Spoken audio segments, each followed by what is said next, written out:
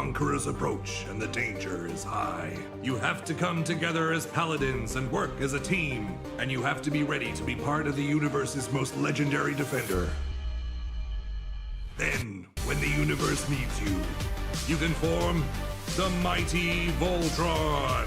The greatest hope of the universe is coming to a role-playing game made by Catalyst Game Labs. The dice core system used in Voltron, the role-playing game, is easy to learn and use while providing great depth of play. As you roll a pool of 3 dice determined by your skills and attributes, your decisions and circumstances can make those dice better or worse. So what you choose can have an instant impact. Back now and join the fight to defend the universe.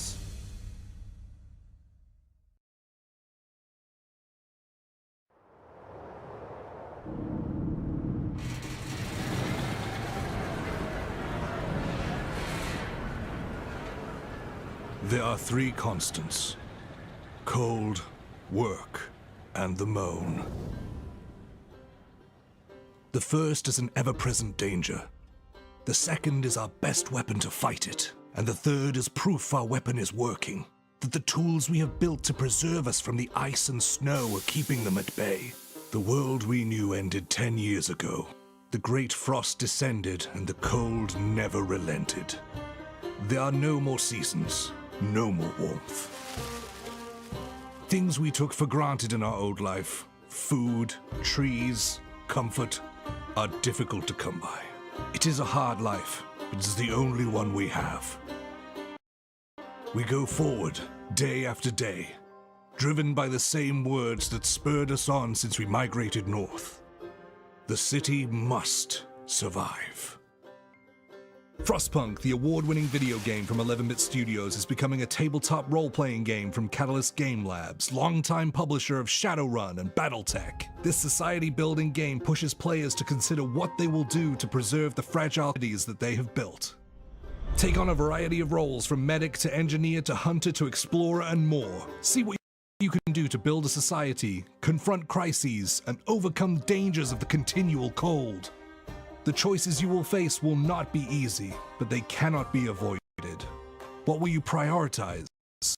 What will you value? If you keep hope in your people and reduce discontent, you can build something that lasts. But if things go poorly, people will let you know.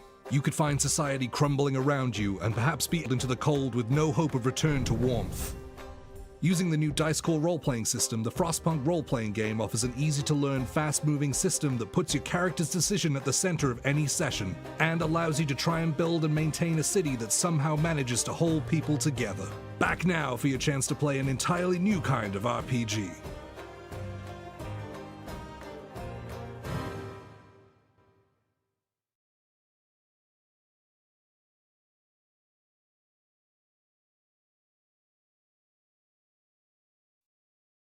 When threats emerge in the universe.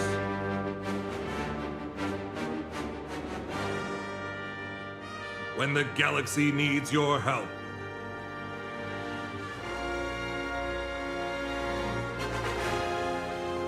You can form the mighty Voltron. 5 brave fighters and their powerful lions join together to defend the universe. The greatest hope of the universe is coming to a role-playing game made by Catalyst Game Labs. The dice core system used in Voltron, the role-playing game, is easy to learn and use while providing great depth of play. As you roll a pool of 3 dice determined by your skills and attributes, your decisions and circumstances can make those dice better or worse. So what you choose can have an instant impact. Back now and join the fight to defend the universe. Welcome back to Tuesday Newsday. I'm back from PAX Unplugged, so I'm a little low energy. But I'm here with the copious, high energy Ray Arrastia and and Aaron Cahall. How are you guys doing? Good. Doing great, thank you. Awesome. You've both been on the show before, so we've got the line developer for BattleTech and the assistant line developer. I wanted to get them on here this week because we had some tech difficulties during the PAX stream during the BattleTech segment. So I wanted to give them their moment to weigh in on some of the new stuff. And then we'll turn most of this into an AMA for BattleTech. So, in terms of news for you guys, since we did all the announcements last week or over the weekend at PAX Unplugged, it feels like a week ago already. So just to give you guys a little taste of what we said and did, let's see. So for BattleTech, we talked about the upcoming releases, releasing Mercenaries finally into the world. And then we also talked through BattleTech Aces and did an actual play of co-op and solo mode. So we'll talk a little bit about that with these guys. Then for Shadowrun, we talked about the the announcement of Anarchy 2.0. So the new edition of Shadowrun Anarchy. We did an actual play of it. Super like it. The World of Shadows group is actually talking about switching to Anarchy for season 3 now.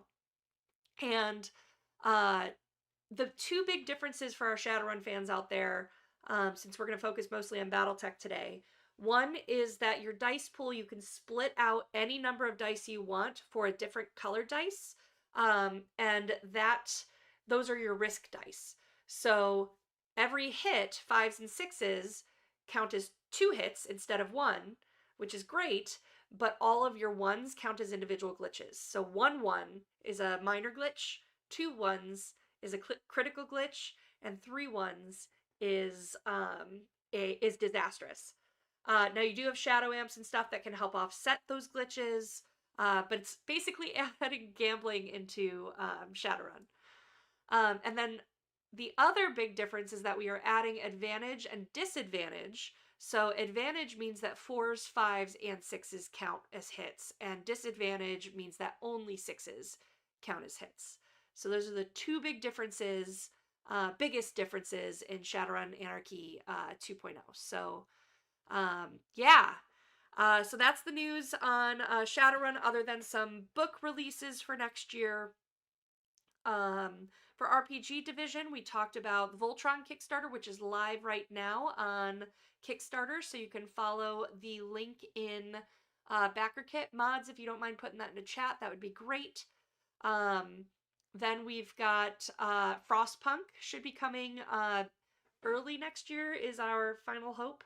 And then I think A New Hope is one of the scenarios. So our New Hope is for February. We've got a Kung Fu Panda one-page RPG for Free RPG Day, and then Wizard Riders, which is Sons of Anarchy meets Magic, is in Q3 or Q4 of 2025. So that's our RPG news. For board games, we've got a whole lot coming. I haven't gotten to watch those ones yet, so I'm not sure everything they talked about. But they did talk about Flippin' Ninja is our earliest release for this coming year. We talked a lot about Runefire, had a chat with Paizo, and did our first recorded actual play with Paizo for Runefire. So that was super exciting. For those who don't know, Runefire is our Shadowrun Crossfire that then turned into Dragonfire, the same system, but skinned for Pathfinder now with Paizo, with a few new tweaks and nudges. So really exciting stuff, really great working with them. And for board game division as well, we've got a Kung Fu Panda board game coming. We've got the Voltron board game that is included on the Kickstarter, and a whole bunch of other things coming that I'm not sure we can talk about yet, or they might have announced and I don't know yet. So I'll talk about them next week if that's the case. But that's kind of where we are for. And then our new release of The Lock. We talked about The Lock. So this is in collaboration with Tommy Rice, who's a former NFL player, actor. He's going to be in a huge video game we can't talk about that comes out next year. And he's been in some Amazon shows lately and Netflix and stuff like that. But he's a sweetheart, and he has this book that he has written called The Lock, and it combines sci-fi and fantasy and He's turned it into a minis game that really held against Randall and Bryn's scrutiny. And so that is coming to Kickstarter later this year. We didn't announce when yet. The minis are gorgeous. The art is gorgeous. If you haven't gotten a chance to watch it, it was Saturday morning's stream. It was the first stream on there. So the first hour you can learn all about it. And then finally was the Leviathans update, which is everything has been handed over to the manufacturer. And we are hoping that everything gets shipped. I can't remember if it was right before or right after Chinese New Year in late January. And so if everything stays on track, we are looking to ship in or start to fulfill in March or April. So stay tuned for more news on that. If you want all the details, that was the first panel we did on Friday. So you can watch Friday's stream, the first hour, to get all the Leviathans news. So, there we go. I think that's everything. So guys in chat, please start thinking about your AMA questions that you want to talk to Aaron and Ray about. But in the meantime, guys, we talked a little bit when we weren't chopping up and losing ya about some of our new releases. So I know we've had the past couple weeks, we've had Joshua Franklin and Stephen Toropov on talking about Hotspot's Hinterlands. How do you guys feel about that project and what it does for the lore of the universe? So that series of books picks up where the mercenary box set leaves off with the revamped Chaos campaign system, and takes a close look at the Hinterlands area in 3151, where players can use that book to create campaigns for their mercenary group, or using the box set create new groups to play. We've had a lot of good feedback about the Hinterlands. It's sort of the modern Chaos March, where anything goes, and you could have a lot of great stories and campaigns take place there.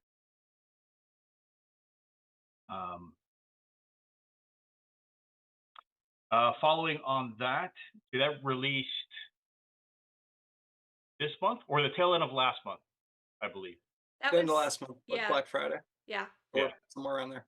So we've got the same team also working on a follow-up for the Hotspot series, taking place in the Draconis Combine / Federated Sons border.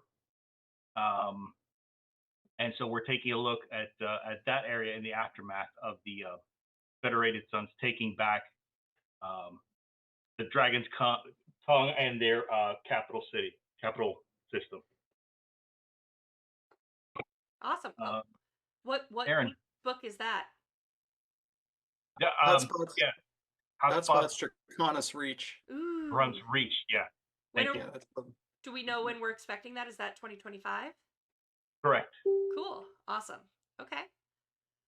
What else, Aaron? Anything else you want to add to that? I would just add to reiterate something I tried to say on the PAX stream. I'm not sure if it came across that these books are really important to us, and they're important because, for a lot of the last decade, a BattleTech source book was sort of like Encyclopedia of Fake Future History Volume 6. I'm thinking of things like Shattered Fortress. Even the Clan source book, where it's a lot of story, and then, like with Shattered Fortress, which I do like as a book, it only had a little bit of gameplay material kind of jammed in the back. But that's not historically what source books have been for BattleTech. They were always game aids. They would take what was happening in fiction and help you bring it to your table. They would explore corners of the universe with an eye towards getting you to play in them. And for a number of reasons, source books drifted from that, not having fiction being the big one. We had to tell the meta story in source book form. And when I say we, I mean Catalyst, not necessarily Ray Wright personally, but going back. The Hotspot series is so important because it reverses that. This is a book, Hotspot's Hinterlands and Draconis Reach, are books that are not story first. That story is in Tamar Rising. For the Draconis Reach, that story is in Dominions Divided. The story elements are already out there. But this is how do you and your friends, your group, your LGS, whatever it may be, get that to the table. All right, we have all this detail. We know what happened, in this time frame in this area. How do I get to be a part of it? How do we get to take our plastic and join in? And I think these books do it. With Joshua and his team have done a great job with these of really making the Hinterlands more than an interesting concept or a cool new area, a theoretical kind of thing, and making it very real, putting it on tables, making people engage with that meta story. Some people like just reading the story, and that's okay.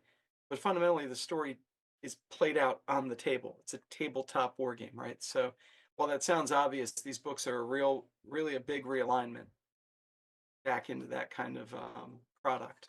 Awesome. Awesome. All right, so the next source book release is coming in January, pending shipment arrival, is Ilkon's Eyes Only. So what can we expect from that book, and what are you looking forward to most? So that's the last in our current line of source books that tell the story of after the battle for the ill claim. Over the next 18 months, we go through what's been happening behind the wall on Terra and in the vicinity around Terra with the forces of the Capellan Confederation, and what happens when that wall finally does come down. So, like the previous 3 books in this cycle, it gives us that little chunk of space and it updates us through that year and a half. But it takes us a little bit further and gives us an overall overview recount of everything going on in the Intersphere, even beyond what we saw in the prior 3 books. So this one caps off that cycle of source books, and it's one that we've been waiting literally a few years at this point to circle back and see what's going on. Cool. So there's a lot of excitement built up for it. Aaron, any thoughts? You're muted, bud. Sorry, my kid came down to ask for math homework help. This was the toughest of the 4 to make. We knew it would be. We left it to last for several reasons. One, because the focus of the story had been on Alaric for so long and through so much product, we needed to kind of pause and see what was going on elsewhere, aside from the Ill Clan. But the other part is, frankly, it was going to be the hardest one. It was going to be the most difficult part of the story, both to figure out, to make land. That the dog caught the car. So what happens next? I think working with John, Jason Schmetzer, Ray, and myself, we were able to get the broad strokes. But I would, as I did on the PAX stream, shout out Eric Saltzman, Wenji Lau, and Stephen Tarapov and Joshua Perrion as the project lead for their hard work in breaking those big blocks down into actual story beats in this the source book. I think people are going to like it. I know there's a lot of animus against Alaric in the fan base, that people just want him to catch that L as soon and as hard as possible. But I think we can do better. I think we can set it up. Ray has said all along is, Alaric's uppance will come, as it does for almost everyone in BattleTech.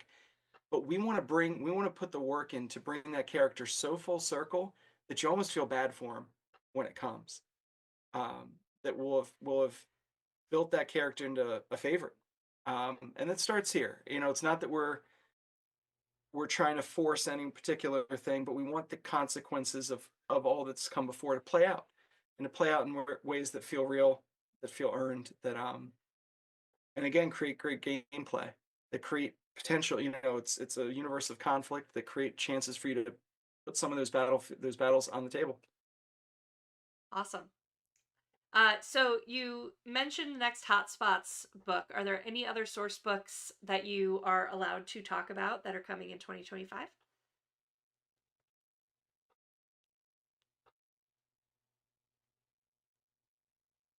You're muted, Ray. We're just gonna pass the mute button back and forth. Yeah, that's the conk. The force manuals, will be continue on with them. The next one in the series will be Mercenaries, Force Manual Mercenaries, and we are already close to production on Invading Clans. Force Manual Invading Clans will follow that. And we're in the early stages of development for Force Manual House Steiner. So those will continue on. There is the second Hotspots book, which should be out around this same time, 2025. It may go into 2026, but right now we're looking at 2025 for that book to follow up on Hinterlands. What else can we talk about? Well, I think we've had some pitches, some discussions about other types of source books, things, looking back into the FASA era, types of game product that were not Yeah. an incremental part of the universe or the next volume in the series of whatever, trying to explore different corners of the universe, different ways of different types of campaigns. I mean, still BattleTech, still Mechs, but different ideas, concepts other than you're part of a military force, even. So we're trying to go back and really draw inspiration from the previous golden age. We're in a new one now, but the previous golden age of FASA, to look at what sorts of products are they putting out, other than scenario packs and tech readouts. Where can we go? Because we do have fiction. John and his team are cranking out the story. They're telling the story.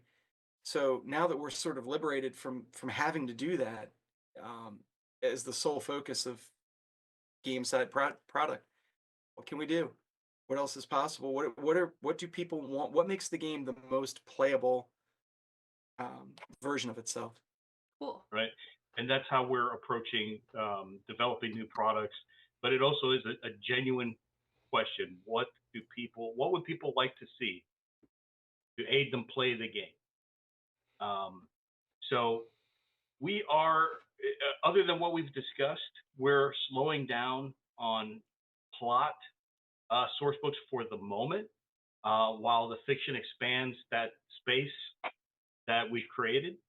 And we're mostly, aside from what we mentioned, we're focusing on the rule side of the products. Awesome. And slowly revamping and developing there. It's been a much longer process than we had expected, but the rules themselves go back 40 years, and the current iteration of rule books is at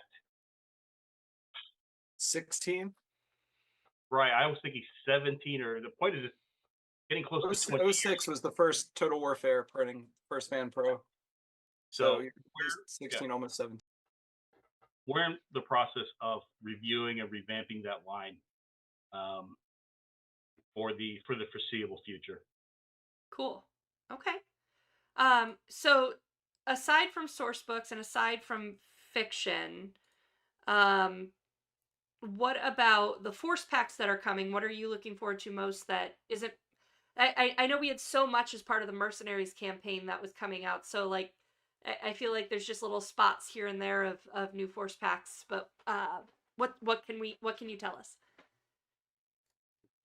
Specifically, and everything we have lined up, I look forward to when we start doing the purely faction-oriented packs, which will start off with 2 for the Federated Sons, one which focuses more on clan invasion era, and then the second pack will focus mainly on Ill Clan era. And that's kind of the model going forward. The next set that will come after that will be the Draconis Combine, and again, 2 packs for that. I'd like to see how they're received. People like us doing them in that more focused way, or what. And honestly, what I look forward to is going back and retooling things. We have a plan set out for about 2 years worth. It's changed since we first published that, and it'll change further. And I enjoy whenever we go back and revisit that and see where we need to tweak. For instance, Fox Patrol is one in big demand, so we put that on the list. And the next time we get together, I'm probably going to push to throw that as far up as we can, as soon as we can. Cool. I guess I would say I'm most interested. I think we've announced this or talked about it in certain formats. The upcoming Ares Super Heavy Force Pack, right? Mm. We've discussed this, right? This is for those who don't know, the Ares is a 135-ton super heavy tripod mech, sort of an emblem of the Republic of the Sphere, which one of my favorite factions. And I'm interested not just obviously because of my interest in the faction and the mech itself, but as sort of to see how that's received. So the idea is that it would be the Ares has many configurations, like an OmniMech, has different pieces, different types on a basic hull. The Force Pack, the intent is to have the basic chassis with all the different variants, all the configurations possible as bits in the box. That's the furthest that I'm aware of that we've pushed into having a multi-part kit, into having bits. You know, we've done little different head or a different dorsal gun for the Dragonfire and the Black Remnant pack recently came out of PAX Unplugged. Yeah. But I'm interested to see how it's received, how it goes over, how it looks in the pack. I think that's kind of an exciting new space because anyone who knows BattleTech who plays it even for a little while figures out that there's so many chassis, but there's even more variants. And to get in that realm of how much customization, how many options can we give a modeler, a hobbyist within a single force pack is cool. I'm looking forward to seeing how that plays out. Okay. Awesome. Anything else coming for 2025 that you are super excited to share?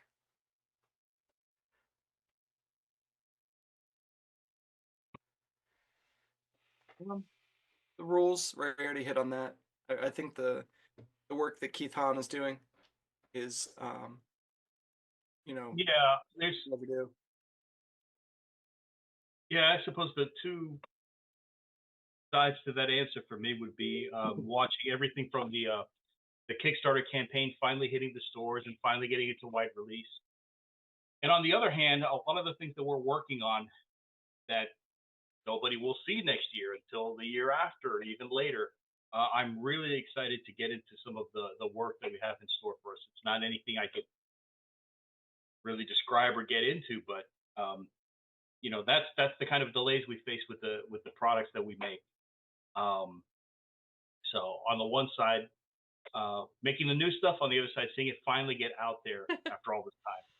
Is it hard to get back the excitement after you're excited working on it and then it sits and waits and waits and waits and waits and then finally it's going to be released and is it hard to get excited again sometimes? No, no, that's the thing. That's the payoff. That's it. Suddenly hits out of nowhere and gives you strength to keep on going. Good. Yeah. So it's one of the things that we look forward to the most is finally seeing people have this stuff, use it, play with it, and enjoy. Awesome. Especially when we've been talking a lot about a lot of these products for a little while. There's kind of that hype that builds up, and to see that pay off when folks finally get that. Um, I think I've always said that as we've gotten better, as you and your team have gotten better about getting word out about upcoming products, that the downside to being informed is you can't be surprised. Right. I work in marketing, so surprise is not a good thing necessarily. It more turns into confusion and alarm. But the to be able, like, people ask, well, what else do you have coming in 2025? Well, I mean, that's the roadmap. But people know about these things and they get excited, and to see that someone finally get the book they've been waiting for, that we've been waiting to put out, but that they've been waiting to get, they've known about and looked forward to is really cool. Awesome. Okay. Well, let's switch on over to questions if that's all right. I've got a bunch for you. From Double O Dog on the BattleTech forums, any word on when the premium Battlemaster and Wolverine will be added to the web store? Were those at Gen Con? Do you remember? I don't recall. No, I'm not sure when they'll go up on the web store. I don't have that information. Premium. I can write that down and circle back. Battlemaster and Wolverine. That's a different department that gets them on the website, so I can ask. From Fat Guy on the BattleTech forums, When will the patches from the Mercs Kickstarter be available for sale? I'm not sure on swag releases yet. Have you guys heard anything? No, no, I haven't seen that listed in the schedule. Yeah, me Your, neither. your list focuses on retail. I mean, when things go through distribution and Yeah, then but those wouldn't. At Right. least they didn't right. last time. So that's a good question. From Mercs. I'll follow up with Randall on that and we can get a plan together because it'll probably be up to us. Um,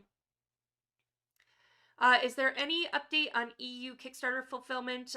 Not. Are the packages still in customs?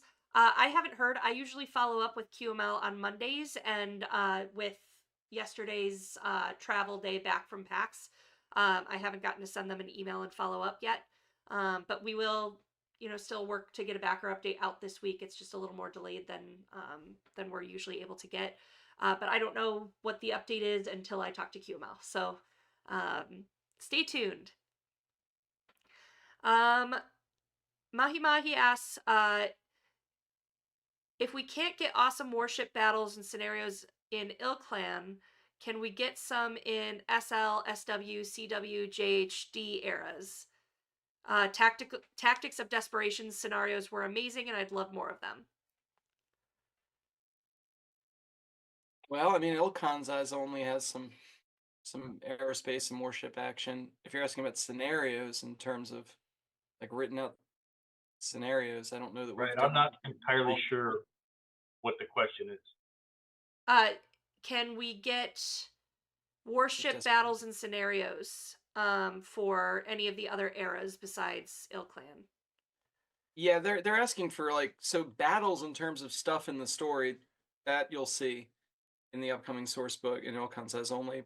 As far as scenarios, I don't know that we have anything at that No. scale in any books. We haven't, and when I say again, the Royal We, I don't know that Catalyst or its predecessor companies have done anything like that in a while. Yeah. The rules are there, but in terms of like a scenario, I mean, you're talking about Ray. They're talking about like a battle all the way back to like a battle space 2 box or I don't think I've seen anything like that in 20 25 years. plus years. Yeah, I mean, I'm looking at my And shelf there's a reason for that. off camera here and way back into like some of the older books and stuff. So Okay. Core Hammer says there was some discussion in the Discord about where the tendency to field CVs in matched pairs came from. Care to weigh in on the origins of that?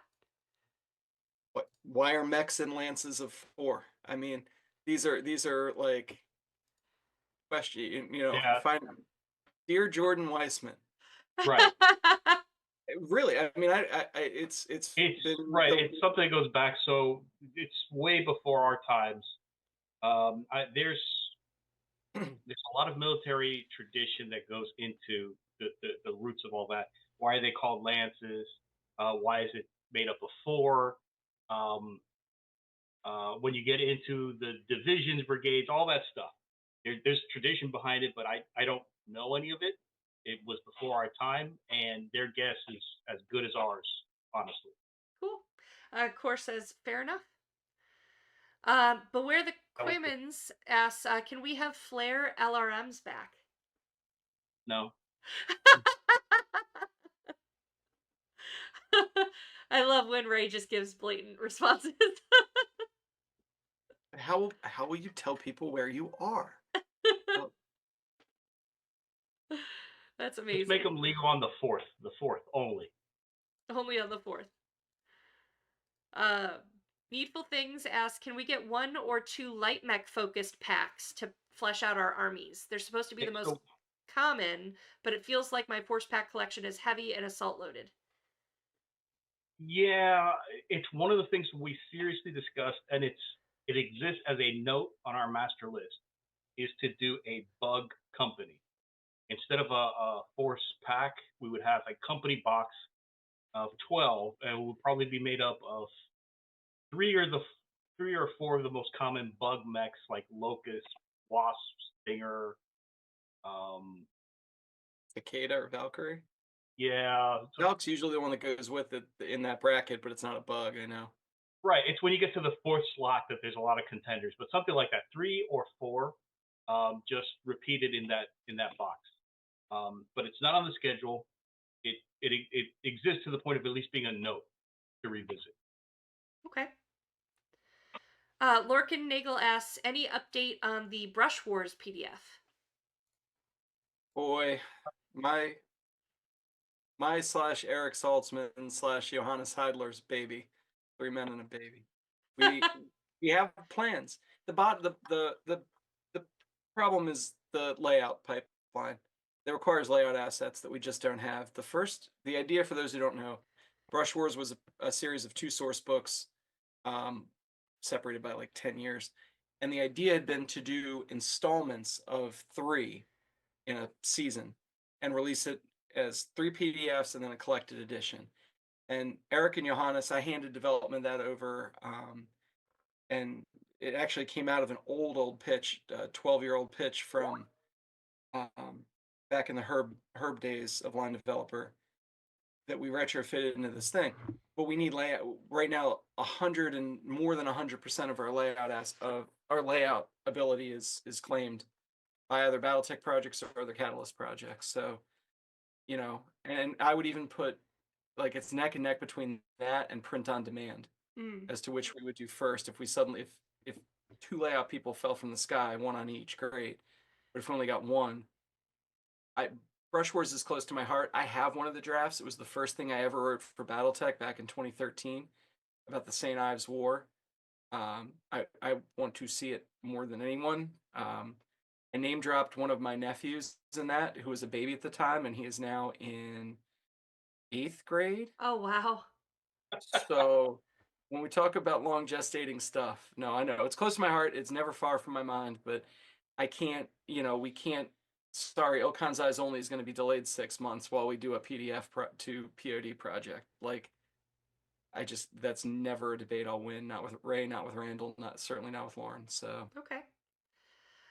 Liberal application of Thunderbolt says ELH dice pucks and Great House athletic shirts back in stock when.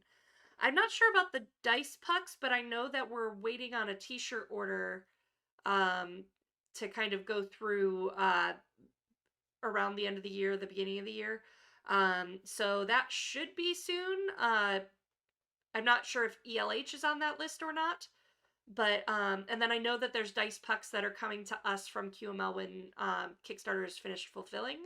And again, I don't know the 60 freaking dice pucks that are on their way. But stay tuned. Hopefully they're there. And if not, you can always put order requests in if you send an email to store@catalystgamelabs.com. They'll email them to our swag person that orders that stuff. Let's see. Matanuska Mechworks asks, are all the Force manuals planned for up to Clan Invasion only? Will they all require the supplementary PDFs to bring them up to Clan era compatibility? And how much will the supplementary PDFs cost? Yes, they're all going to get an equivalent Clan era PDF upgrade. The print versions are all set in the late Succession War through the late Clan Invasion era. As far as pricing, we don't have that yet for the supplementals. We should have, once we get the first 2 in the can, we'll have more information about them. So, and again, those will be the Davian and Karita supplementals. Cool. Turbo Turtle asks, when will the PDF updates for Force Manuals Karita and Davian be out? that's Craig, by the way, folks. Hi, Craig. Hi, Craig. Craig. I think he's asking when will the errata, or no, maybe he's talking about the PDF. I think he's talking about the Oakland PDFs. Yeah, okay. Probably first quarter. Okay. White Fox asks, any plans for Destiny RPG sourcebooks? Don't have anything slated at this time. Is there any update we have on anything for RPGs? In development, we don't have anything to talk about yet. Okay. Early development. In case Gotcha. anyone wants to ask, next week it'll still be early development. G. Stillings asks, has there been any consideration for offering the new plastics individually as opposed to force packs? No, I don't really have any reasoning that I could give, but since we started on the plastics, it was never going to be an option. If that changes in the future, near future, long-term future, I don't know. But going in, it was always going to be packs, force packs on our end. I want to shout out one thing real quick because it came up in that question. I saw they said, "Oh, it's somebody responded. It's because of the license. That's IWM's thing." I don't. That's something that's been No. out in the community for a long time. So just while we're rumor quashing, I don't think that's like specifically the reason that No. we can't do blister packs because that's what IWM does and the light. If that's the case, neither Ray nor I could speak to what's in the license exactly, but I think it has more to do with shelving, with the way force packs are. It what is that a product company decision. It's not something Yeah, that's forced on us. Because I could point out all the individual stuff that we do sell. We have individual packs. We call them salvage boxes. But you get the salvage box of the what was the clan mech that we did? The was it the blood? the blood asp. The blood asp. If you buy that, you're getting the blood asp. That's an individual Yeah. mech that we sell. We got that with the original Irby, I believe. Just you buy the Irby in the pack. Visigoth is one, I think. And someone just pointed out the Right, yeah. Ares. The Ares is So a single mech with bits. So Yeah. So a it's not a very large licensing version. thing. It's just a company decision that And You spare a thought for your LGSs. I mean, already, and much love to IWM. Ironwind Metals, our partners. If you like pewter, you like metal. They're doing some great stuff in the Ill Clan Aramex that are coming out that we don't do. So check them out. But it's a lot of SKUs for them, and it would be a lot of SKUs for us to add all up and down the pipeline. If suddenly Yep. every mech that we've done, we'd be adding what, like 180 more individual SKUs. That's what you need, Ram. You need more. I think let's get that spreadsheet even bigger. Oh, I know it's gonna keep growing, but as long as it's organized, I don't care. And then I can be like, when release dates get broken and stuff like that, I go, not my fault. Look, it's organized. Question with a little extra context from Enental here. So I know there were some personal issues and a tragic death with the MUL team earlier this year. Are there any new plans, new updates that you can share? not at this time. Just that we're working on it. I want to go a little further, Ray, to say that Josh Perrion is moving forward. It is not moving, because I did see that come up in a different forum recently where it's on hiatus, it's on a developmental pause. It's not. Josh is doing heroic work to keep this thing to recover from the loss that team suffered, and to try and keep this thing moving amid losses of his own. So it's one of those projects like Brush where it's very close to my heart. So it's not. I mean, we're meeting with them. We're gonna keep it moving. It's not gonna drop off. Yeah. Okay. And then we only have 3 minutes left because I did promise Aaron and Ray that they could go a few minutes early because they both have other obligations. I have division homework to go do. Other Fourth grade- obligations. Fourth grade math homework. Matt Nuska, MechWorks asks, what plans are being made for improved logistics to getting all these products into our greedy mitts? Well, in terms of, like, we're always...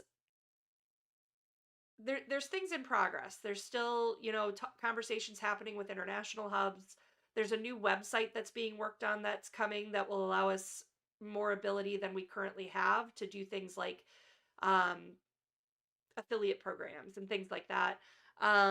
There's a lot being worked on behind the scenes, but we're just hesitant to say, like, when anything is going to happen until either contracts are signed or, I can say like, oh yes, by next month we'll have a website or something like that. And then all of a sudden it gets delayed for whatever reason and it's 3 months later. So things are being worked on behind the scenes, but I don't have anything that we can really talk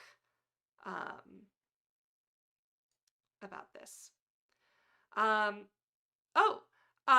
getting cued from Dave right now that we're going to go ahead and mention whether it's been posted or not, I think. We are doing a Hinterlands AMA with Josh Franklin this Saturday in Discord, I believe, right? Right. What do you guys know what time on Saturday? Or Dave, you want to type in the Google Doc for me so I can see it? First time hearing of it. What was that? First time hearing of it, but now I'm interested. I want to check Yeah? it out. Yeah, yes, he's typing to me 4 p.m. Eastern. Any other info? Okay, so go to the CGL Discord. I think the link is in the description so that you can join our Discord server, and we will be doing an AMA this Saturday, I believe, at 4 p.m. You can steal nukes on one of the contracts. You can just break the contract and steal the nukes you were supposed to save. And they put stats for what it does to your reputation. Awesome. It's fun. Such a good book. Awesome. So we'll hopefully see you there for the AMA. Thanks, Dave, for queuing me in and typing at me in the Google Doc where all the questions are kept. But I'm going to let you guys go because it's 10 till. Thank you guys so much for being here. Thank you guys for all the great questions. Anything else you guys want to say before we sign off? We appreciate everybody who buys, plays, enjoys the game, talks to us about it. We really do. It's so amazing to see it played. To walk into one of my local game stores and see a game I actually didn't know about of BattleTech happening is unthinkable. Awesome. 5-6 years ago. Awesome. All right. Well, Thank you, everybody, for your support. Yeah, thank you. We appreciate it. And we'll see you guys next time. And we should be, next week is the 17th. So I think we should be here for Tuesday Newsday. So we'll see you then. And everyone have a great week. Thanks all. Have a great day.